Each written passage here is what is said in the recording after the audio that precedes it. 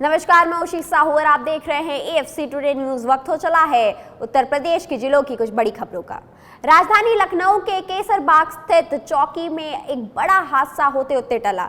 चौकी के कमरे के पास खाना बन रहा था, जिसमें सिलेंडर में अचानक से आग लग गई, लेकिन पुलिस कर्मियों की मुस्तैदी की वजह से आग पर काबू पा लिया गया और एक बड़ा हादसा होते होते टल गया। उत्तर प्रदेश कांग्रेस अध्यक्ष अजय कुमार लल्लू की रिहाई को लेकर आज कांग्रेस नेता आराधना मिश्रा ने उत्तर प्रदेश के राज्यपाल आनंदीबेन पटेल से मुलाकात की और उन्हें ज्ञापन सौंपा। महामहिम राज्यपाल हमारी प्रदेश की संवैधानिक मुखिया हैं।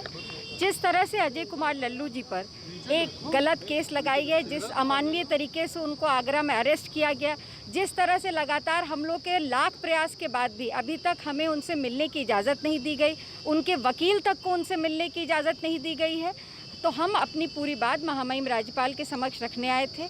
हमने उनसे कहा कि ये मुकदमा जो है वो गलत है और वो एक राजनीतिक व्यक्ति हैं, कोई अपराधी नहीं है। जिस तरह का व्यवहार उनके साथ किया जा रहा है, हमने उनसे अनुरोध किया है कि वो इस मामले में माननीय मुख्यमंत्री जी से चर्चा करें, सरकार से चर्चा करें। ये मुकदमे वापस होने चाहिए और तत्काल लल्लू जी को रिहा होना चाहिए और हमें अनुमति मिलनी चाहिए और उनके वकील को कि वो उनसे मिल सके। क्या जवाब रहा राज्यपाल का? उन्होंने आश्वासन दिया है कि हम इस बारे में चर्चा करेंगे। आईपीएस अमिताभ ठाकुर ने शिक्षक भर्ती के परिणाम पर रोक लगाए जाने के इलाहाबाद हाईकोर्ट के निर्णय का स्वागत किया है। मैं शिक्षक भर्ती परीक्षा में माननीय हाईकोर्ट द्वारा लगाए गए स्टे का स्वागत करता हूं, क्योंकि मेरा मानना है कि इस मामले में जिस प्रकार के साक्ष्य, तथ्य, एविडेंसेस सामने आ रहे हैं, परीक्षा पेपर के लीक होने की या अन्य अनियमितताओं की, उनकी उच्च स्तरीय जाँच नितांत आवश्यक है।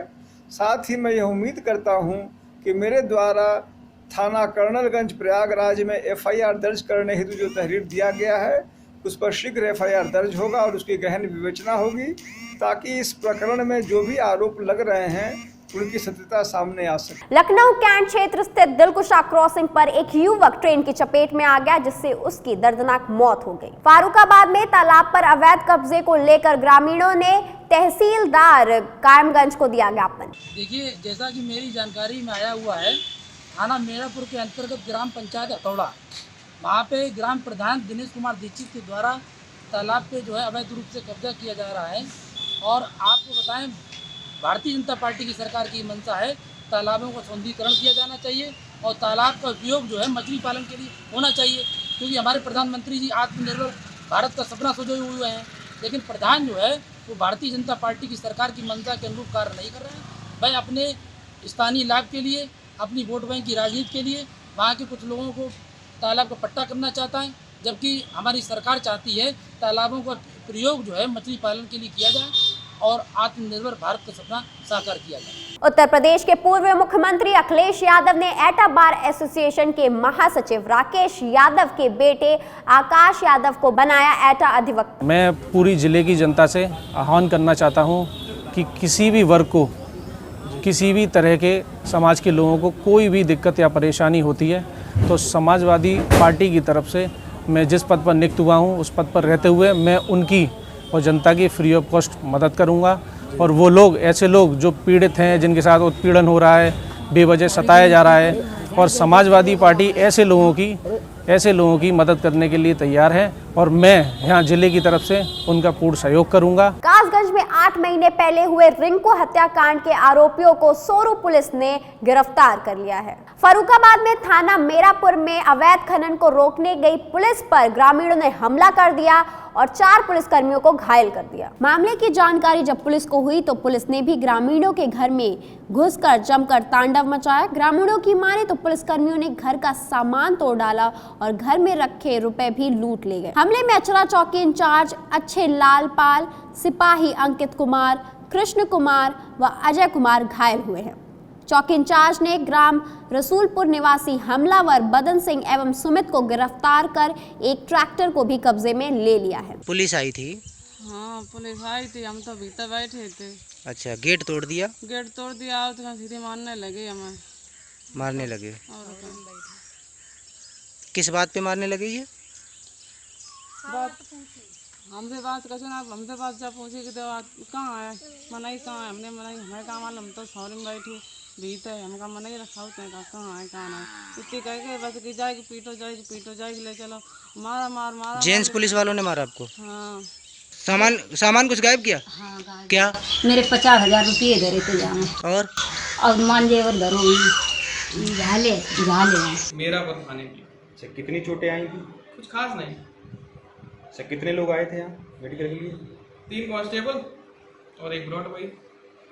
अच्छा, ज़्यादा चोटें नहीं थी? नहीं, कुछ खास नहीं। कासगंज में कोरोना जैसी वैश्विक महामारी से लड़ने के लिए और देश को उससे बचाने के लिए एक साधु महिला तप पर बैठी है। महिला साधु का पूर्णिमा तक जारी रहेगा जप और तब भगवान से लगन लगा बैठी है साधु महिला। श्रावस्ती में बिना मास्क घूम रहे लोगों पर तहसीलदार ने लगाया जुर्माना। 3 के तहत बिना मास्क के आने पर पहली बार 100 रुपये जुर्माना होगा, दूसरी बार 100 रुपये जुर्माना होगा, तीसरी बार उनके ऊपर 500 जुर्माना किया।